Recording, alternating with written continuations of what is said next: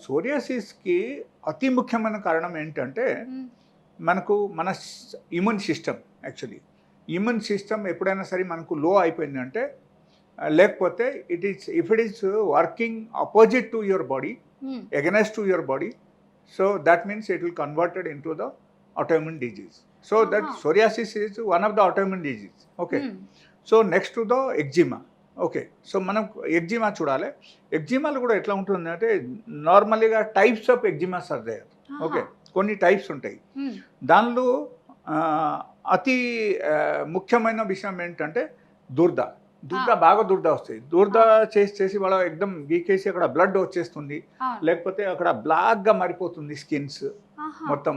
Okay, so that is also a problem. కొంతమందికి మంట ఉంటుంది అక్కడ, హ్మ్. మంట వస్తుంది. కొంతమంది కొన్ని ఫ్లూయిడ్స్, వాటర్ లాంటి ఫ్లూయిడ్స్ కూడా వస్తుంది. హ్మ్. అండ్ కొంతమందికి బ్లడ్ కూడా వచ్చేస్తాయి. అంటే so it's very light horrible. Mild pain కొంచెం ఉంటది మైల్డ్ గా, ఇంకా దురద ఎక్కువ అయిపోతుంది. దురద ఎక్కువ వస్తే మంట కొంతమందికి ఎక్కువ ఉంటుంది. ఆహా. So there are types, different types of eczemas.